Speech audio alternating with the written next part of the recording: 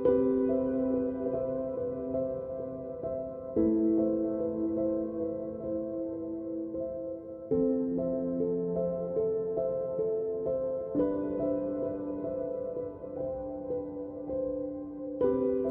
umaga. Napakasarap na makasama ka sa napakabighaning sandaling ito. Nagising ka ngayon na naghahanap ng isang bagay na higit pa, marahil ng isang karanasang banal na magpapabago sa iyong pang-araw-araw na buhay. Isipin mong simulan ang iyong araw sa isang tunay na pagkikita sa langit. Iyan mismo ang ating mararanasan ngayon. Huminga ng malalim, ipikit ng saglit ang mga mata, at damhin kung paano napupuno ng hangin ang iyong mga baga. Pabayang lumabas ang lahat ng iyong alalahanin sa bawat paghinga palabas. Damhin mong naroroon ang presensya ng Diyos sa iyong paligid, yumayakap sa iyo ng may pagmamahal at pag-aalaga. Ito ang unang hakbang upang magsimulang dumaloy ang mga himala sa umagang ito.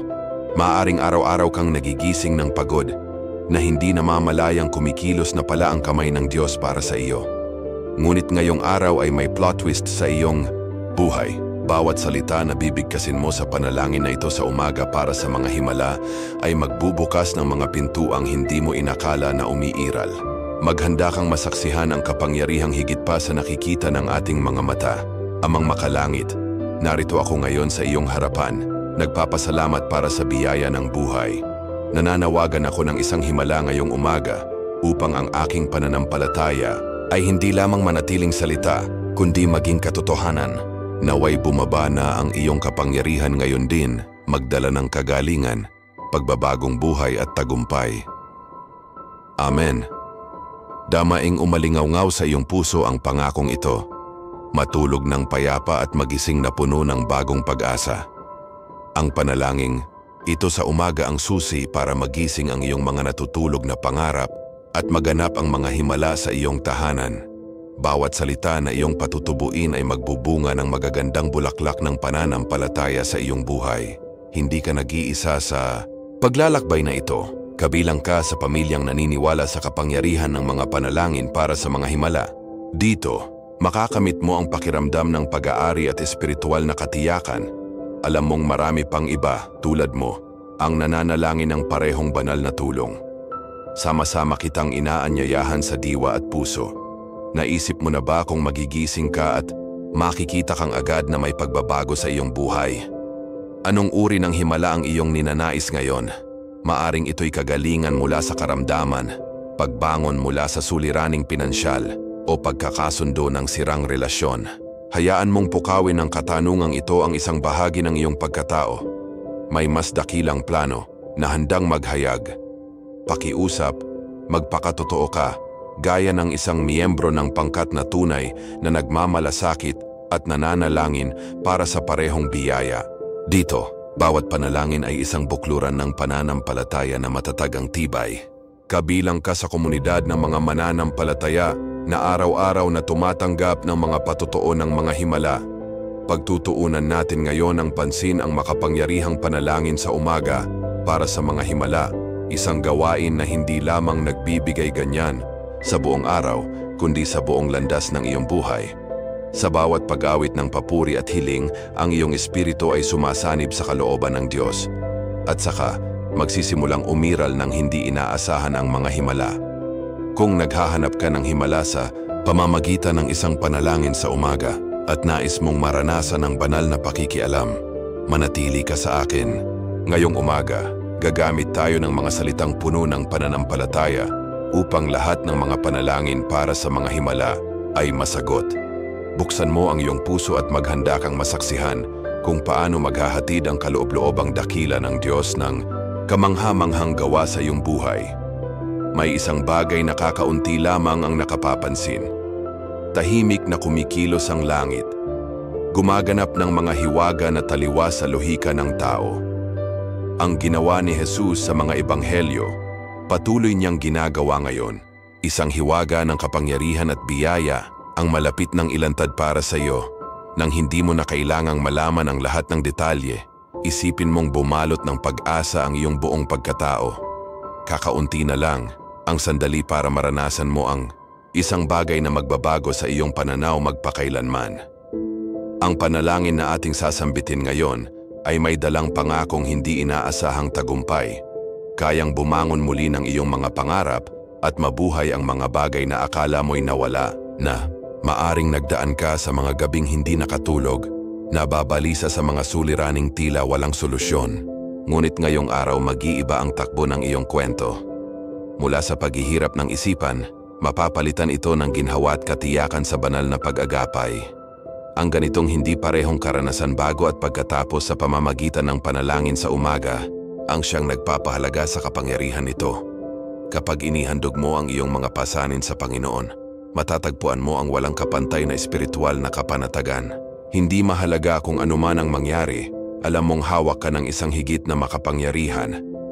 Bawat salita ng pananampalataya ang magpapalakas ng iyong panangga, puprotekta sa puso at isipan mula sa takot.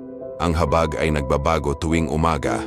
Hayaan mong tumunog ng malalim sa iyong kalooban ang linyang ito at balik-balikan mo tuwing manghihina ang iyong loob. Ito ang angkla na magpapanatiling matatag ang iyong pananampalataya habang magkakasama tayong lumalakad sa panalangin na ito sa umaga para sa mga himala. Maghintay ka hanggang matapos ang buong panalangin at tuklasin mo kung paano kayang buksan ng simpleng gawaing ito sa umaga ang mga biyayang hindi mo inakala. Sa ilang saglit, mauunawaan mo kung bakit maraming tao ang nakakaranas ng agarang tugon sa kanilang mga panalangin para sa mga himala kapag buong puso silang sumuko. Ngayon, pagnilayan mo ang kwento sa Biblia ni Ana na nanalangin para sa isang anak at nakita ang kanyang himala na natupad dahil sa kanyang pagtitiyaga. Kaya tulad niya, karapat-dapat kang magdasal sa Panginoon ng buong puso't kaluluwa, naniniwalang tapat siyang tuparin ang kanyang mga pangako. Habang binibigkas mo ang bawat salita, tandaan mong nauugnay ang panalangin na ito sa umaga sa isang malawak na hanay ng pananampalataya na kumakalma sa paglipas ng mga henerasyon. Ilang panalangin para sa mga himala na ang naidalang sa daan bago ka. Ilan ang patotoo na lumitaw? Damhin mong kabilang ka sa pamana ng mga himalang ito na magpapatuloy maghari. Ihanda ang puso para sa susunod na hakbang. Palalalimin pa natin ang ating hiling at iproklama ang mga pahayag ng pananampalataya na sisira sa mga nakatagong hadlang. Habang nagsasanib ang iyong tinig sa aming lahat, bubuo tayo ng isang sama-samang panalangin na magpapalakas pa sa kapangyarihang ito ng panalangin sa umaga para sa mga himala. Tatapusin natin ang unang sandali na ito na may pagtitiwala na may isang dakilang bagay na malapit ng maganap. Bukas babalikan mo ang araw na ito at malalaman mong ito ang simula ng pagbabago. Panatilihin ang pag-asa, ipagpatuloy ang pananalangin ng may pananampalataya at maghintay sa mga himalang darating. Sa susunod na blok, mas paiigtingin pa natin ang ating paglalakbay ng pananampalataya. Ngayon ay papalalimin pa natin ang ating koneksyon sa Panginoon. Binubuksan ang ating mga puso at isipan upang hayaang pangunahan ng Espiritu Santo ang bawat salita at damdamin. Hanapin ang isang komportableng posisyon. Maaaring umupo ka ng tuwid o kumausyoso habang inilalaan mo ang iyong buong atensyon sa presensya ng Diyos. Una, ipahayag mo ng buong loob ang iyong hangarin. Panginoon, ngayon ay idedeklara ko na nilikha ako para sa iyong kaluwalhatian. Sariwain mo ang aking isipan at puso upang walang anumang bagabag sa araw na ito ang makapagtaboy sa aking pagtuon sa iyo. Nais kong makita ang bawat pangyayari sa pamamagitan ng iyong mga mata, na kahit sa gitna ng kahirapan, ikagaganda pa rin ng iyong plano ang aking buhay. Turuan mo akong magpahinga sa iyong karunungan at buong pagtitiwala sa iyong pangangalaga. Habang binibigkas mo ito ng dahan-dahan, hayaang umalingaw-ngaw sa bawat bahagi ng iyong pagkatao ang mga salitang ito. Mananatili itong pundasyon para sa lahat ng susunod mong pangungusap sa pananalangin. Habang patuloy kang nakapikit at nakikinig sa Diyos, kilalanin mo ang kanyang ganap na kapangyarihan sa lahat ng bagay. Isipin mong isinasadya niya ang buong sansinukob, siya ang Alpha at Omega, ang may likha ng lahat. Pansinin sa iyong puso, Amang makapangyarihan, ikaw ang naghubog sa lupa sa pamamagitan ng iyong mga kamay at patuloy na sumusuporta sa lahat ng buhay.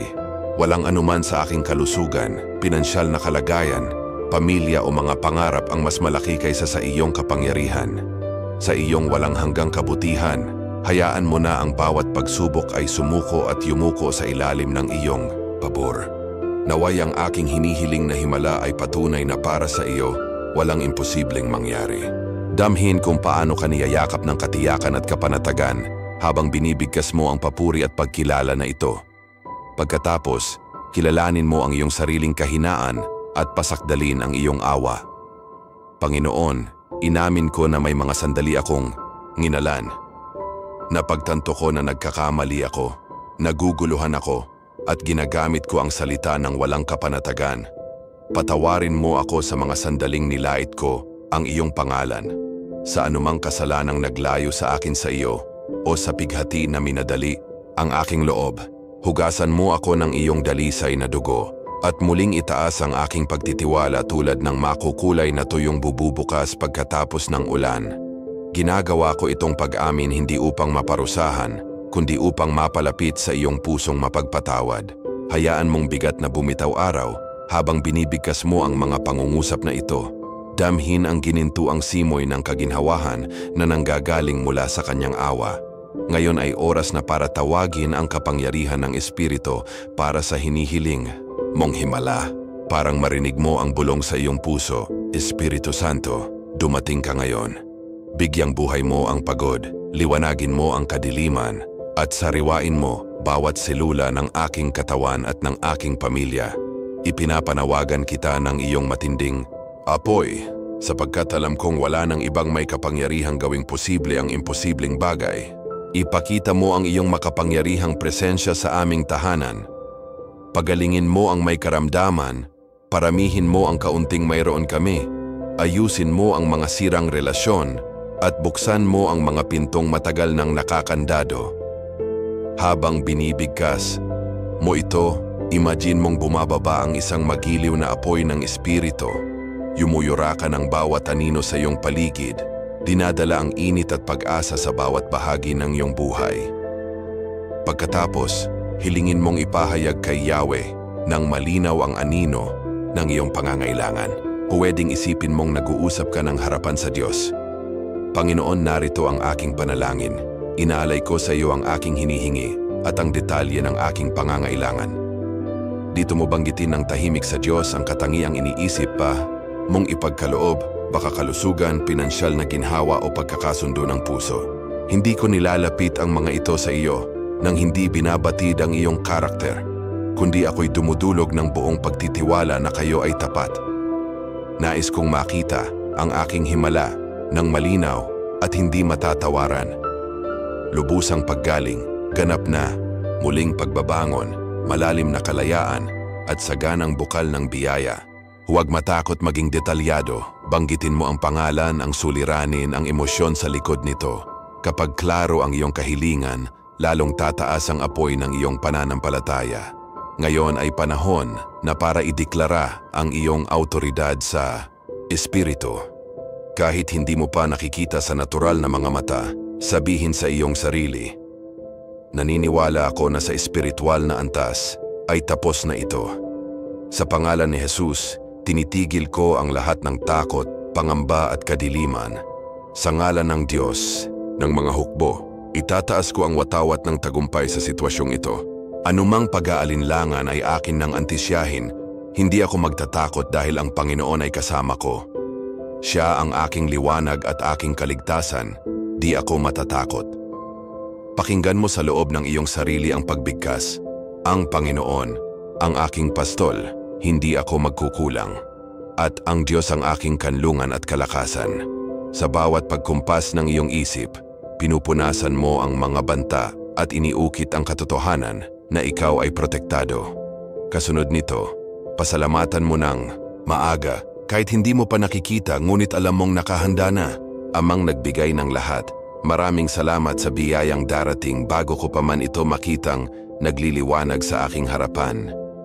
Salamat sa tagumpay na malapit ng sumapit, sa paggaling na dumadaloy na sa aking katawan, sa himalang pinansyal na sama-samang umiiral. Dinarangal kita dahil sa umaga ng bukas, makikita ko ang katuparan ng panalangin ito at ako'y magpapatotoo ng iyong hindi nagbabagong pag-ibig.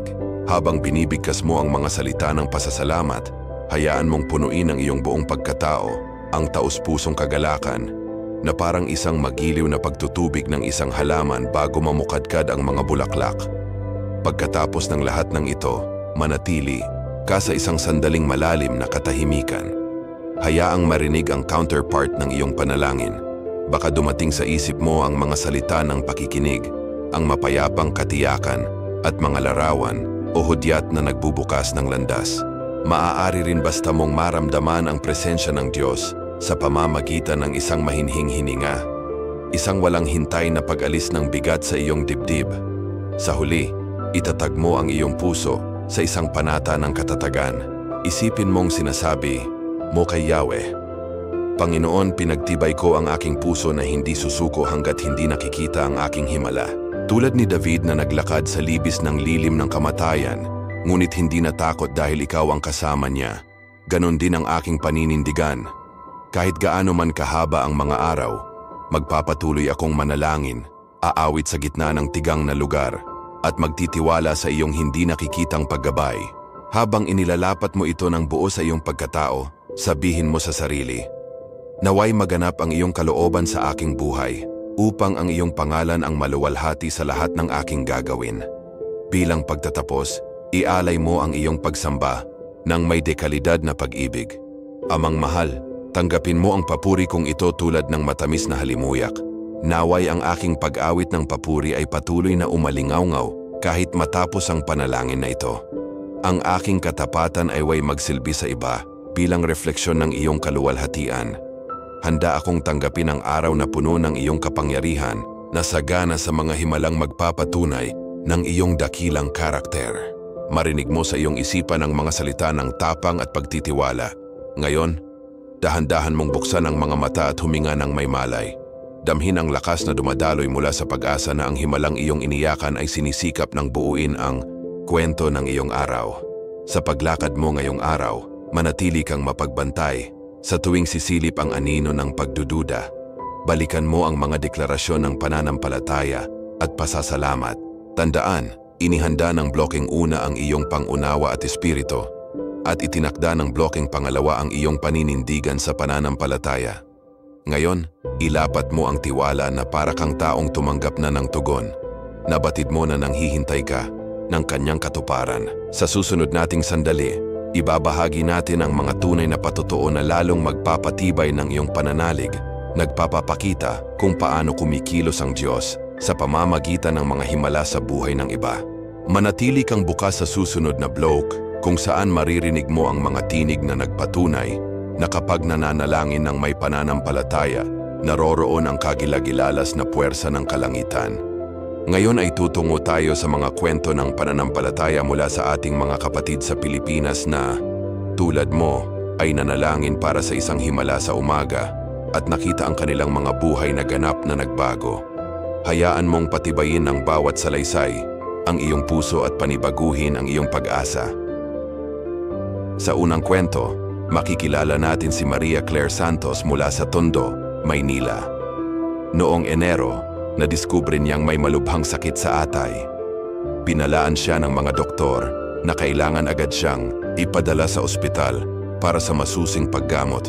Ngunit dahil sa napakataas na gastusin at kawalan ng health insurance, hindi niya ito kinaya. Sa gitna ng kanyang pangamba, nakatanggap siya ng paanyaya mula sa isang munting grupo ng panalangin sa isang kapilyang malapit sa Rizal Park. 5 magkasunod na umaga, bago pa sumapit ang araw, bumangon si Maria Claire at buong pananampalatayang idinipensa ang isang panalangin. Panginoon, hipuin mo ang aking katawan, pagalingin mo ako at buksan mo ang mga daan para sa aking ikabubuhay.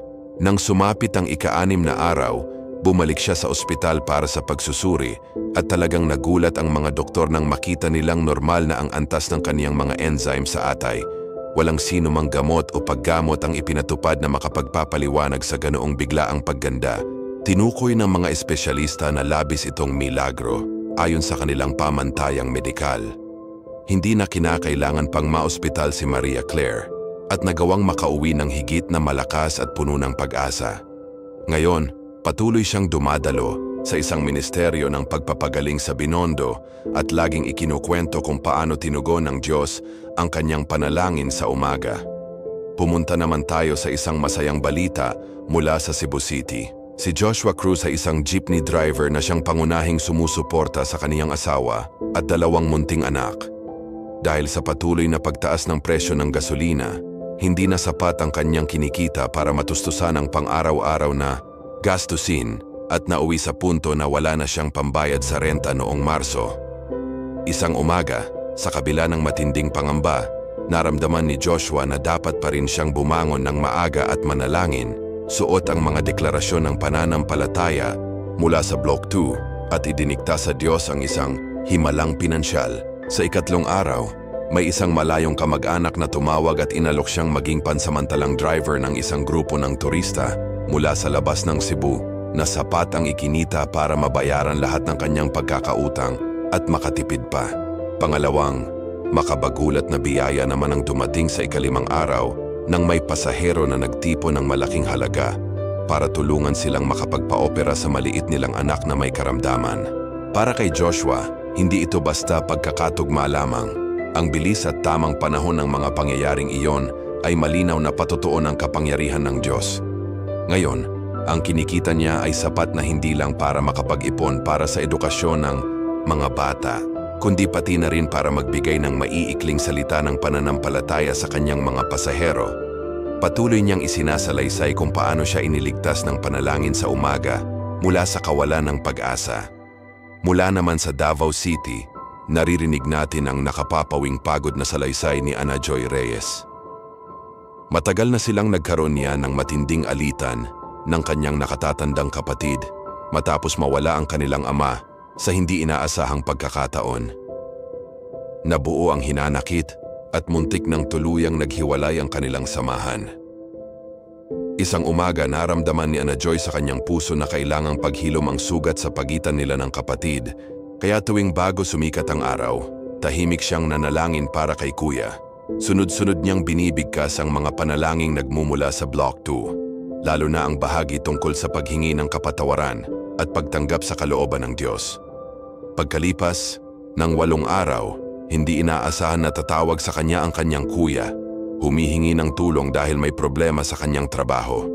Nagtagpo sila sa pampang ng Davao del Norte, saka nagsimulang magdasal ng magkasama ng matagal na panahon. Sa oras na iyon, nagpalitan sila ng luha ng pagsisisi at pag-uunawa. Noon lang sila muling nagyakapan at nakaramdam ng isang ganap na kapayapaan. Muling panibagong buhay ang sumibol sa pamilyang iyon. Dugo pa lang ng dugo nila ang naglabas ng mas mainit na pagmamahalan at pagtitiwala. Ayon kay Ana Joy, parang hinipan sila ng Espiritu Santo. Gaya daw ng pagyuyupi ng lumang papel, sinunog ang kanilang mga sama ng loob at pumailan lang ang pag-ibig sa kanilang tahanan. Ngayon, maglaan ka ng ilang sandali upang pagnilayan. Makikita mo na sa 3 kwentong ito ang sari-saring hamon, kalusugan sa Maynila, suliraning pinansyal sa Cebu, at pagkakabiyak ng pamilya sa Davao. Ngunit sa kabila ng pagkakaiba-iba, pareho ang mensahe. Ang panalangin sa umaga ang naging susi upang marinig ng Diyos ang kanilang panawagan. Sa mga tahimik na sandaling iyon, bago pa man marinig ng mundo ang kanilang mga hininga, nakarinig ang langit ng kanilang mga bulong. Habang binabasa mo ang mga salaysay na ito, iniimbita kita na tanungin ang iyong sarili. Alin sa bawat kwento ang sa tingin mo ay pinakamaraming naaangkop sa iyong sitwasyon ngayon? Maaaring mayroon kang hinanakit na nais mong paghilumin, o baka may problemang pinansyal na tila walang makatagong lunas, o maaari ring ang iyong kalusugan ang patuloy na nagpapabigat sa iyong pakiramdam. Kung may isang bagay kang nararamdaman na kailangan mo talagang sundan ng panalangin, gamitin mong inspirasyon ang mga kwentong ito. Tandaan, hindi lamang ang pumapasok sa iyong isipan ang mahalaga, kundi ang bukas mong puso at ang puspusang pagtitiwala na patutunayan ng Diyos ang kanyang tapat na pagmamahal. Maaari ka ring maghanap ng isang kasama sa panalangin, isang kaibigan, kakilala o kahit miyembro ng pamilya na handang sabayan ka sa pagbangon ng maaga tuwing umaga. Kapag 2 o higit pa kayong nagsama-sama, mas lumalakas ang tinig ng inyong pag-asa. Isang araw, habang magkasalo kayong napapikit at nakikinig sa mga binibigay na salita, darating ang pagkakataon na marinig nyo ang isang mensaheng tila para sa inyo lamang. Isang salita na magliliwanag sa pinakamadilim na bahagi ng inyong sitwasyon. Bilang pagtatapos ng Block 3, hayaan mong manatili sa puso mo ang isang pangakong magsisilbing apoy sa gitna ng bagyo. Hayaang bigkasin mo ng tahimik sa iyong isipan. Ako'y magpapanatili sa panalangin sa umaga. Maniniwala akong gagawin ng Diyos ang kanyang kabutihan sa buhay ko.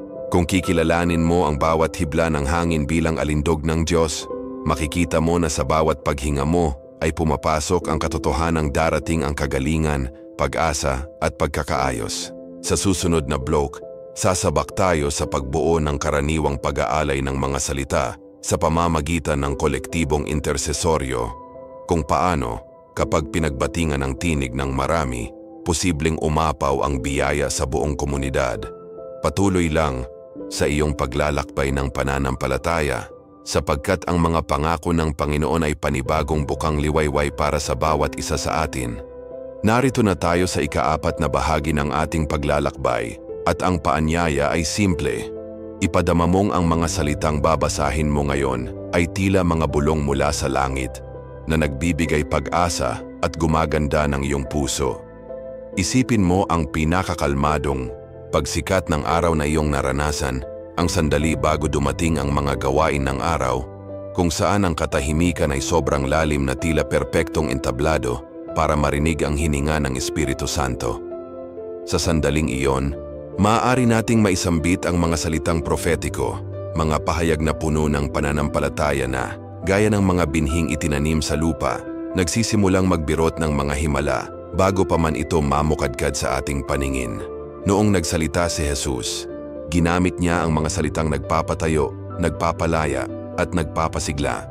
Napagtanto mo ba na sa isang simpleng pangungusap na iyong binigkas sa pangalan niya, may kinalimot ng gumagalaw sa kalangitan para isakatuparan ang iyong pahayag? Hindi mo kailangang maghintay ng mga nakikitang palatandaan. Nangyayari ang propesya muna sa mga langit bago bumaba sa lupa. Kaya't bago ka pa man magsalita, patahimikin mo muna ang sarili. Umupo ka o lumuhod, huminga ng malalim at sambitin mo sa puso. Panginoon, kausapin mo ako. Nais kong malaman kung ano ang nais mong ipahayag ngayong araw upang magdala ng buhay sa aking katawan, sa aking puso, at sa aking buong pamilya. Hayaan mong maging senyalis sa iyo ang mahinahong kilabot na dumadaloy sa iyong balat. Iyan ang palatandaan na naroroon na ang Espiritu, handang maghatid ng tamang mensahe. Habang nananatili kang tahimik sa panalangin, buksan mo ang Biblia at hayaang dumaloy ang mga talata sa iyong paningin.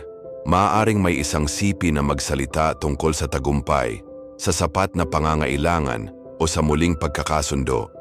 Bigyang pansin mo kung aling salita ang patuloy na sumusulyap sa iyong puso. Kung ito'y tungkol sa pagpapanumbalik, mapapansin mo na iniensayo ng Diyos ang isip at espiritu mo para ipahayag na anumang aspeto ng iyong buhay, kalusugan man o pinansyal na kalagayan, ay babalik ng may himala. Tandaan mo, kung walang pag-ibig, nagiging ingay na walang kabuluhan ang propesiya. Kaya't samahan mo ang bawat pangungusap ng tunay na hangarin na magdala ng kabutihan, hindi lang para sa iyo, kundi pati sa mga taong nakapaligid sa iyo. Marahil, may isip mo ngayon, paano ako makapagpapahayag ng bagay na hindi diretsong inihayag ng Diyos sa akin? Madali lang, gamitin mo ang anong nasa salita na at ibalanse ito sa kung ano ang nadarama ng puso mo. Kapag naramdaman mong may pasanin ang iyong pamilya, sambitin mo ng tapat, mananatili ang pag-ibig at pagkakaisa sa aming tahanan. Kapag lumulubog ang isipan mo sa anino ng utang na tila walang katapusan, magsalita kang may pananampalataya. Sa pangalan ni Jesus, bukas na ngayon ang pinto ng kasaganaan at dumadaloy na ang mga yaman para tugunan ang bawat pangangailangan. Ang lihim ay magsalita sa kasalukuyan o malapit ng hinaharap na parang tunay nang nangyayari. Huwag mong sabihing, balang araw, gagaling ako. Sa halip, gumaling na ako, sapagkat binigyan ako ni Kristo ng bagong buhay at kalusugan. Bawat salita mo'y umaalingaw-ngaw sa kaharian ng Espiritu at nagsisimulang kumilos ang mga di nakikitang puwersa upang maisakatuparan ang iyong binitiwan. Maari mong subukan ito ng mag-isa, O kaya'y anyayahan mo ang isang kaibigan o kapamilya na makipagpropesiya sa iyo. Isipin mo na kasama mo ang isang kakilala at sabay kayong nagsasambit ng basbas. Wala ka ng takot, nawawala na ang iyong agam-agam dahil sa kapayapaan na higit sa pag-unawa. Pinapaligiran ang iyong tahanan ng mga anghel, ligtas sa anumang kasamaan. Sa pakikinig mo sa mga salitang iyon, kahit mula pa iyon sa iyong sariling bibig, mapapansin mong may bago kang damdamin sa iyong espiritu. Para itong pelikula sa likod ng entablado na unti-unting inihahanda ang lupa para hindi na makapaghimas ng puwang ang kaaway, at dahil dito, lumilitaw ng mas maliwanag ang pagpapala ng Diyos sa iyong pang-araw-araw na buhay. At huwag mong isipin na ang propesya ay para lamang sa mga personal na sitwasyon. Kapag pinag-uusapan natin ang komunidad, mas lumalakas ang kapangyarihan. Isipin mo ang pangkat ng mga kapatid na nagtitipon ng maaga bago sumikat ang araw, sabay na sinasambit. Mababatid ng Cebu ang paggalaw ng Diyos. Ang mga lansangang nanaig ng lungkot ay magpapuno ng kagalakan, tatanggapin ng mga institusyon, ospital, at paaralan ang biyaya at kagalingan. Magkakaroon ng karunungan ang mga lokal na pinuno sa kanilang pamumuno. Kapag nabigkas ng may pananampalataya ang mga salitang iyan, gumuguhit na ito ng bagong larawan para sa buong lungsod.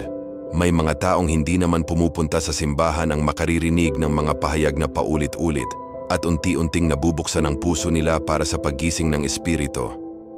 Maaaring isipin mong isang ordinaryong talumpati lamang ito. Ngunit sa mga langit, may hukbo ng mga anghel na handang isagawa ang anumang ipinalaganap na salita. Upang maganap ang lahat ng ito, mahalaga ang pananatiling mapagpakumbaba. Napag-isipan mo na ba kung bakit sinabi ni Pablo na kung wala tayong pag-ibig, ang ating mga propesiya ay nagiging bulaan lamang? Kapag ipinagmamalaki natin ang ating sarili at hindi iniuukol ang lahat sa Diyos, dinidikit natin ang pansin sa ating sariling kakayahan imbes na sa kanyang kadakilaan. Kaya't sa bawat salitang iyong babanggitin, manahimik kang sabihin sa puso mo, Panginoon, ang lahat ng karangalan ay sa iyo lamang. Naway maging daluyan lamang ako, hindi bida. Gamitin mo ang Biblia bilang gabay. Kung may tunog na hindi ka giniginaw o may pag-aalinlangan sa puso, balik ka sa salita hanggang matagpuan mo ang kapayapaan. Pinaparangalan ng Diyos ang sinumang tapat na naglalapit sa Kanya ng may buong puso. Baka nagtatanong ka rin kung paano mo mapapanatili ang gawang ito araw-araw. Narito ang payak ngunit makapangyarihang suhestyon. Simulan mo ang isang diaryo ng propesiya. Pagkatapos ng iyong sandali ng panalangin, isulat mo sa diaryo ang bawat pangungusap na natatanaw mong mula sa Diyos, para sa iyong sarili man o para sa iba. Isulat mo ito sa kasalukuyan parang nagaganap na. Ako'y ginagalang mula sa anumang pang-aapi. Dumadami ang aking mga pinagkakakitaan. Nababalik na ang kagalakan sa aking pamilya. Sa paglipas ng linggo, balikan mo ang mga nakasulat tuwing may pag-aalinlangan o takot sa isip. Unti-unti, mapapansin mong tinutupad ng Diyos ang bawat ipinahayag na salita at sa ilang linggo o buwan, mabubuksan mo ang tungkulin at sabihin, tingnan mo, nangyari na ang sinabi ko, natupad ang aking ipinropesya. Natural lamang na sa ilang araw, mahina ang boses ng pagkilos ng espiritu o kaya'y pagod ka para magsikap sa oras ng propesya. Ngunit tandaan, ang patuloy na paggawa ay nagpapalakas ng pananampalataya. Kahit isang mahina o maikling bulong lamang, tulad ng Panginoon papurihan ka, maaring magsimula ng malaking bagay.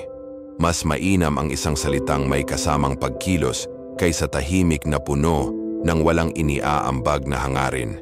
Kung may kasama kang kapatid na nasa parehong landas, mag-ayos kayo ng regular na pagtitipon, maaring tuwing Sabado ng madaling araw upang magsalita ng sama-sama.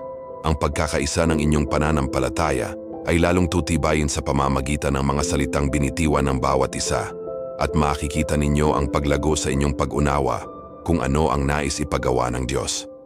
Ngayon, isipin mo na, makalipas ang isang buwan, ibinahagi mo sa isang malapit na kaibigan ang lahat ng nakalap mo sa dyaryo. Ang mga ipinropesya, ang natupad, at kung ano pa ang ipinagpapatuloy. Yang pagbabahagi na iyan ang magpapalakas sa inyong loob para magpatuloy. Para itong pagtatanim ng halaman, dinidiligan mo, nakikita mong sumusulpot ang usbong, sumusubong ang mga dahon, unti-unting namumulaklak. Sa kaharian ng Espiritu, ganoon. Din, magsisibol ang ipinropesyang salita, maghihintay ka, at sa pagdaan ng panahon, makikita mong namumunga ito, at sa pagbabahagi mo ng iyong kwento, hihikayatin mo rin ang iba na sumubok sa pinagdaanang prosesong ito. Dito nagsisimula ang pag-angat ng buong komunidad sa pananampalataya.